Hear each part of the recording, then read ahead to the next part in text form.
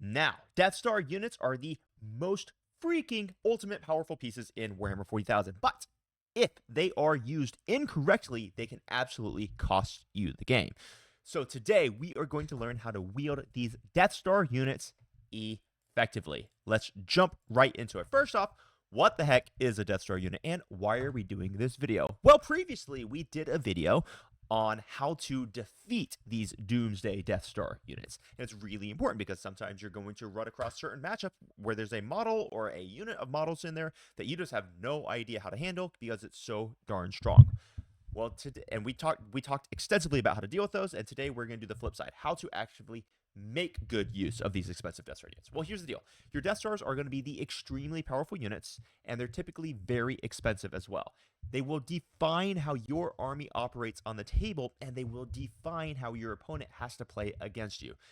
Typically, you're going to see these units generally coming in at the 400-ish points per units. So a lot of times these things can cost even up to a quarter of your entire army. It's a very big deal, and it's a heavy investment to bring them. But because they're so expensive, they must perform on the tabletop. And I find that a lot of clients and a lot of other people who I see at tournaments really struggle to squeeze every ounce out of these Death Star units. So we spoke about how to beat those beasts. Now we're going to tame those beasts.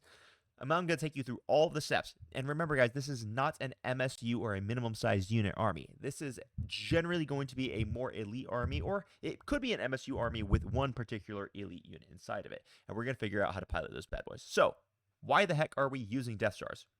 It is an overwhelming threat that your opponent must deal with.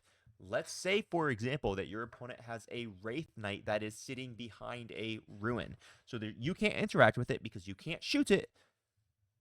But you know for a fact that in the Eldar player's turn, that Wraith Knight could just walk straight through the wall, and then it can shoot its two big pew-pew devastating cannons that can kill literally anything in the game.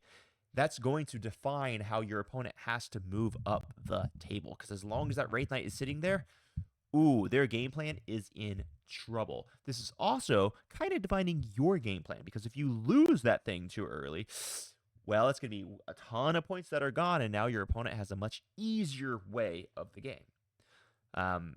These units can be unkillable, or they could be able to basically kill any enemy in the entire game. So, there's different ways of running a Death Star unit. You have a unit that can just sit on an objective and tank an entire army, or you can have one that can kill an entire army.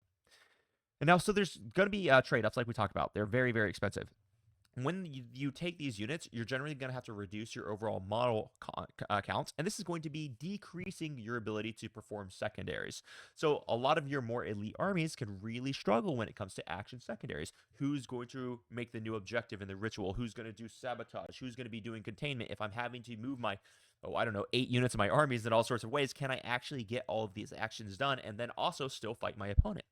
Well, that can be one of the struggles of running an army with Death Star units. And remember, you don't have to run multiple Death Star units. You can run just one. So there are ways to alleviate this, which we'll talk about later in the video. Now, a typical example of a Death Star unit could be a 10-man Terminator blob with leader. This is going to be coming in at the 450-ish points mark. If I took this in Blood Angels, for example, and I had a Librarian in Terminator armor leading it, suddenly my Liberated Assault group Terminators can rapid ingress in, they can have fights first due to enhancement, and now they've got sustained hits. With +2 to strength and +1 attack when they charge, it can be absolutely devastating how powerful these units are, but they can be pretty hard to maneuver. You can have the Silent King, who's a 400, and change point unit that can give half of the entire army at a time, just because of the range of its aura, ignore modifiers, which is crazy powerful. Angron is this massive, huge threat that could just go 22 inches turn 1 and murk anything in the face. These units define how you have to deploy as an opponent and how you have to play against them. So that's why we're taking them. Now, let's talk about building our army around a Death Star. When you take these massively powerful units, you have to also plan for what's going to be doing the menial task in your army. What's going to be standing on your primary objectives? What's going to be doing the cleanse action? Because I can guarantee you this, you do not want to be taking your 400 to 500 point unit and have them do a cleanse for 2 points. You want them activating and doing things every single phase of every single turn. What's going to ensure that your unit does not get wasted? The worst thing in existence is to have a big 450 something point Baneblade unit that's trying to move up the table, and I put a 40-point unit aggression in front of it, and now it just can't move, which means it can never see anything, which means it can't play the game at all. That is the worst thing. You do not want to get move blocked with these. You don't want to get activation locked with these things.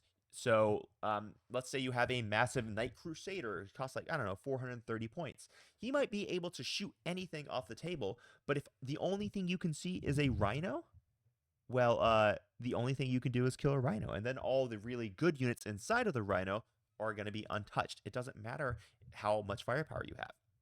So you have to have things that can ensure that your Deathstar units get to activate. You want to think infiltrators that can block your enemy's scout moves so they can't get up the battlefield fast enough to move block you. You want to think additional fire support so that you can pop the transport so that your Deathstar can then murder the things that were within the transport, for example. Think about this. Then you need to ask yourself, do you have redundancy in your army? So what happens if disaster strikes and you lose your Deathstar too early? Can you still play the game, or do you just automatically lose? Now, I'm not telling you either way. Some people are very comfortable playing a style of army where, hey, if I lose this unit too early, I lose the game. I'm not even saying that's wrong, but you need to accept that if that's the way it is. Otherwise, I would recommend you do what I do, where I run a Deathstar, but I have alternate units that can also pick up the slack if I misplay my Deathstar or if my opponent finds a way around them early on in the game. So I build redundancy in my army list, and I encourage you to do the same. Redundancy meaning, let's say I'm running my Blood Angels and Dante and his Sanguinary Guard unit, which is a 400-point Deathstar unit. Let's say a Forge Fiend gets a lucky angle and just wipes the entire unit because I roll bad on my saves. It can happen, and it has happened. Trust me, I hate Forge Fiends and Excrins. Erg. So let's say that happens. Do I have something else on my list that can serve Dante's role? I do. I've built that in. I've got the ability to still operate even if they die. So you want to build these redundancies into your army list. Then you need to know, can you enable your Deathstar? If it's a melee unit Deathstar, can you pop the transports or kill the screens to actually let it through? So can you stop it from being move blocked? We spoke about using infiltrators and scout units to allow that. Can you actively kill the transport to allow them to charge what's on the inside? This is something that World Eaters really struggle with. Even though they have amazing melee units, they can't really shoot a transport open to charge things on the inside. So they tend to have to like multi-charge units to kill the transport with one unit and then pile in with the other unit to kill.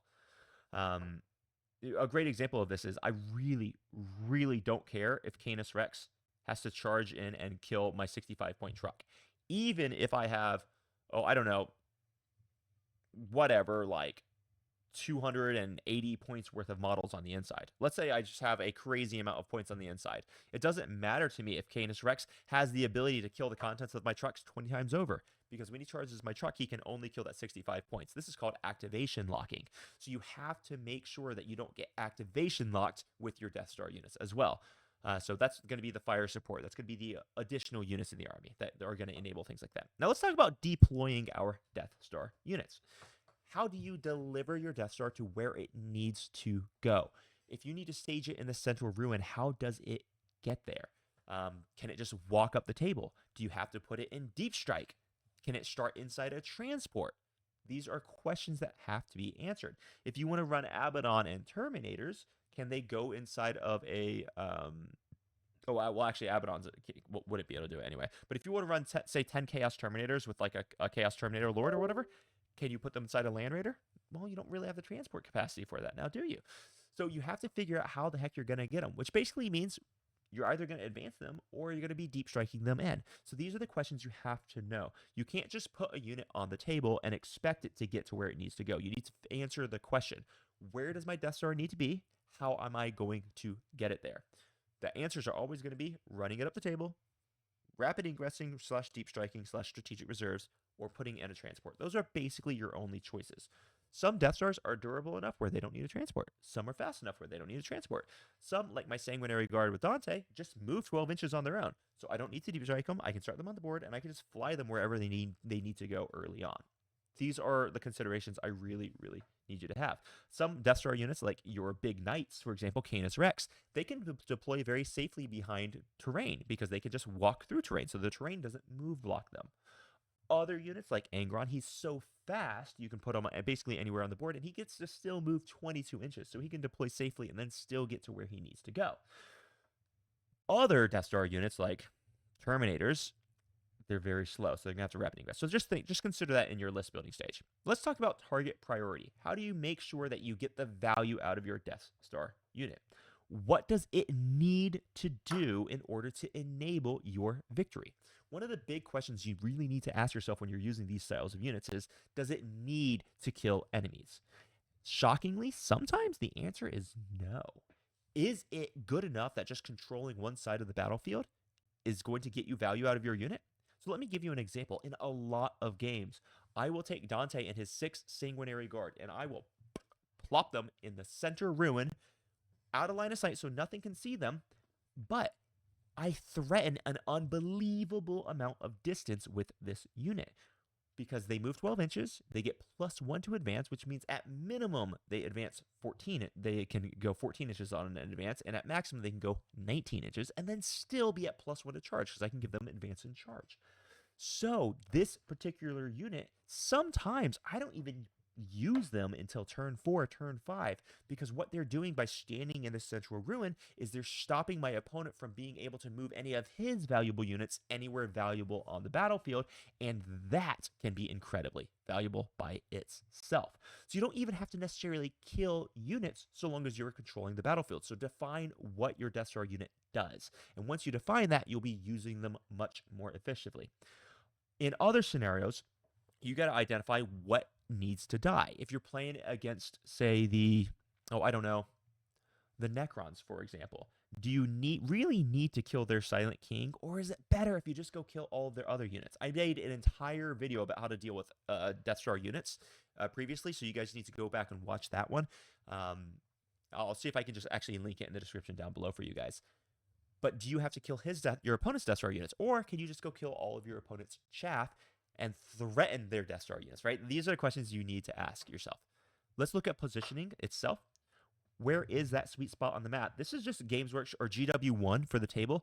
This central ruin here is like literally the most ideal place on any table. Let's say it's Hammer and Anvil. Let's say it's Search and Destroy. It doesn't matter what table you're on. This little spot, this triangle here, is such a beautiful place to put a Death Star unit because you can more or less threaten the entire battlefield. Now, every single table is going to have something like this. Some tables will be better than others for these Death Star units. This is just a great, clear example, so I wanted to share this one with you guys so you could really see what I was talking about. This is where you need to figure out where can you put your unit to have maximum efficiency. Others, if you look in the lower right-hand corner, I probably should have had this picture a little bit bigger, so I probably should have shown you a little bit more, but it's okay.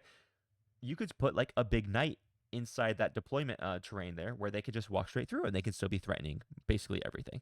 So that not every unit would choose the exact same staging point, but these are the places you need to identify on the battlefield that you need to be able to get your Death Star units in order to maximize their potential.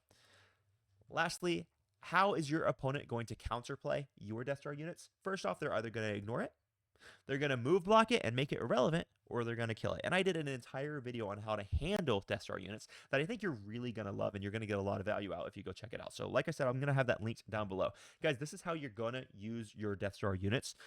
You need to build your list to enable it. Make sure that you don't get move blocked. Make sure you don't get screened out. You need to identify what threats you need to take out. You need to identify, do you actually need to kill your enemy, or can you just control space with your Death Star unit? You need to identify what threats of your enemies can actually handle your Death Star unit. And you need to figure out how the heck you're going to get them where they need to go. Once you figure those things out, and most of this is going to be done pre-game, you're going to be using your Death Star units like a freaking pro, and you're not going to be feeling like you're wasting points. So with that, with the original words of the original Death Star, I'll be back. Crump on, all my family, and I hope you guys have a great freaking day. And until next time, happy crumping. Bye-bye.